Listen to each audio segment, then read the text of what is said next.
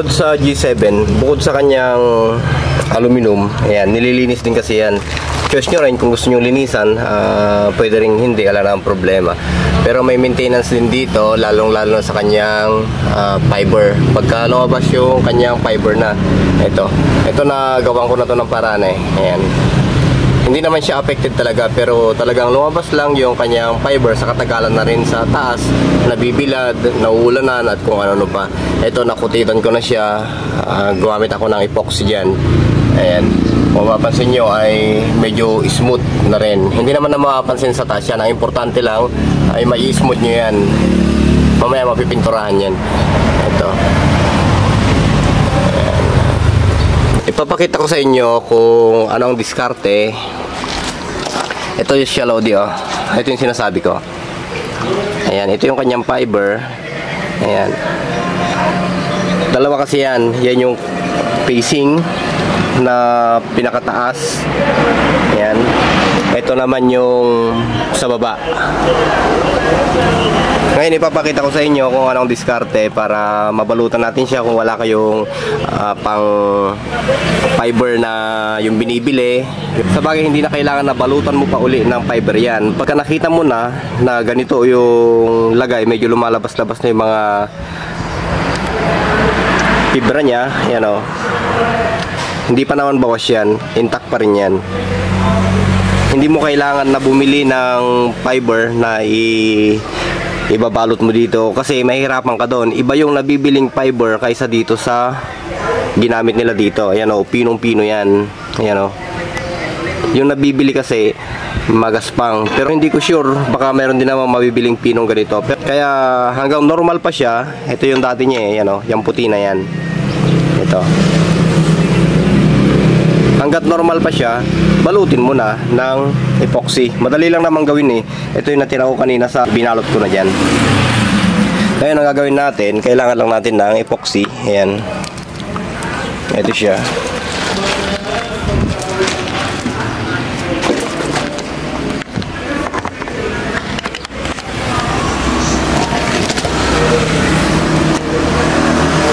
Balik titimpla lang tayo ng sapat para sa kailangan natin. Pero matagal naman yan. Kung halimbawa bago pa yung G7 nyo, hindi naman kailangan iganito agad. Kasi matagal pa yan bago lumabas yung kanyang fiber. Abutin pa yan ng 10 years, mga ganyan siguro, o higit pa. Itong mga G7 ko kasi dito, Lodi, yung mga nagkaroon ako ng mga G7, mga second hand lang din naman yan mga yan. Pero wala siyang bahid ng kidlat, wala sa kanya. Bali, pure original pa rin sila. Ang kailangan niya lang talaga ay linis. Tsaka ang G7 matibay yan. Hindi basta-basta nasisira yan. Wag lang tamaan ng strike. Okay, parang sobra to.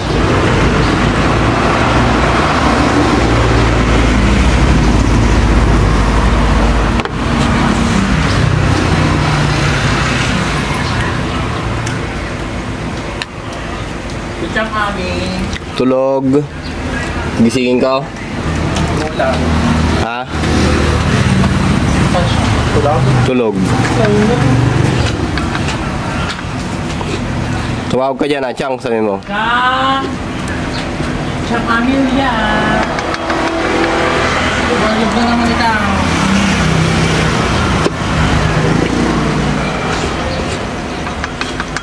Narinig na ako. Dali lang. Baka nag-uurok yan eh. Be, nag-uurok siya.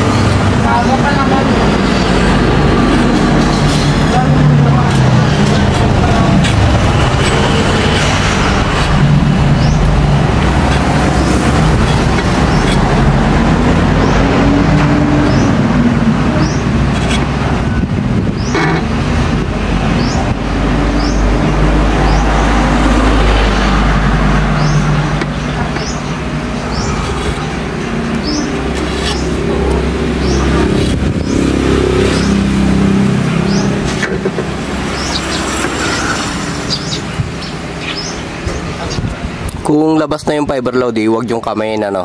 Kasi tumutusok sa daliri yan o sa kamay. Kagaya nito, wala pa naman siyang fiber na nakalabas, pwede kong kamayin yan. Ito. Yan, para may pahid. Ayan siya.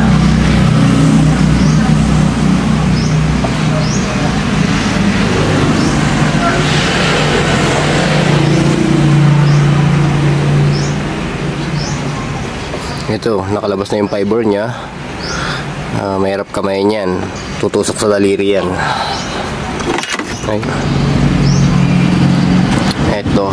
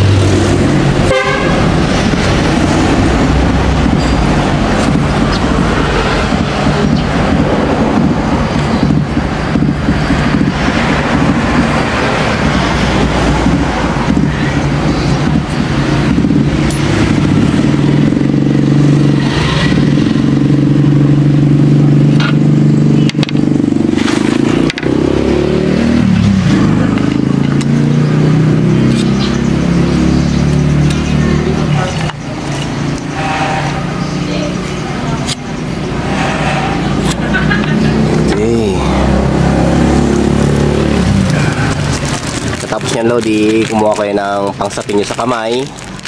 Kahit anong pangsapin, guantes, mga ganyan, pwede yun. Ito ang basahin nyo, sausaw nyo sa tubig, yan o. At siya ang pangpahid. Ayan.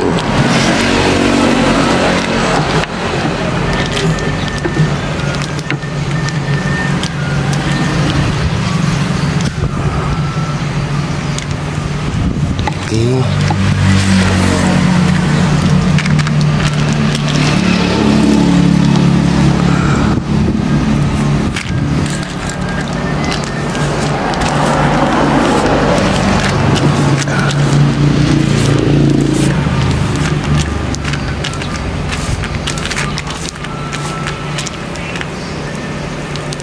Kargahan nyo lang ng tension Lodi para kumalat din yung epoxy.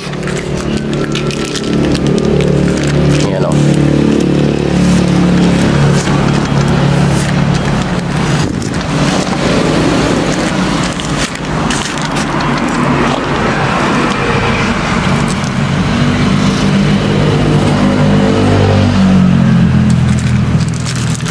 Tiyagaan lang.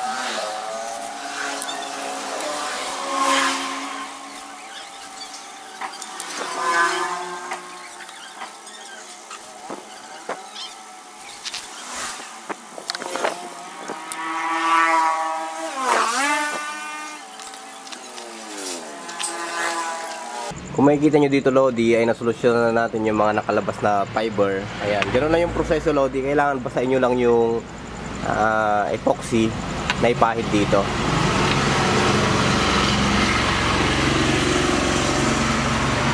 Yung mga sumobrang epoxy, kailangan yung punasan yan kasi pagka tumigas, nahirapan na kayo magtanggal. Ito siya, Lodi. Matigas na matigas kasi yan pagka natuyo. Ayan o. Ito na siya ngayon. Ayan.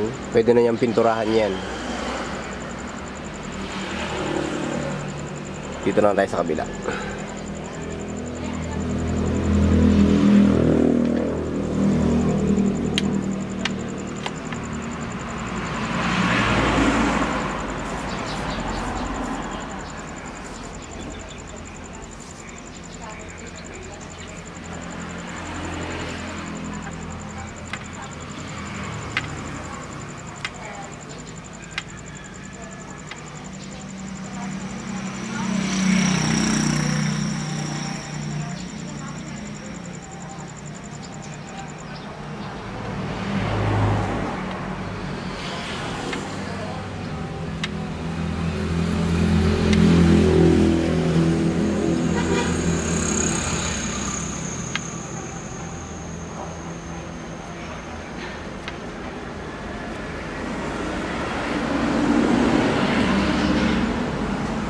Pagka natuyo ito, Lodi, pwede nyo na siyang pinturahan. Ayan.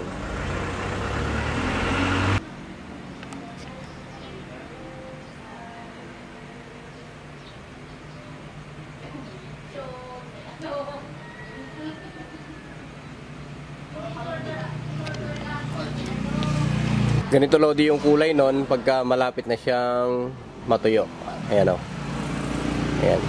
Hindi pa natin pwedeng pinturahan to kasi maglalabas pa ng, di ba gumamit nga tayo ng tubig para madamili natin to o para mapa-smooth natin yung paglagay.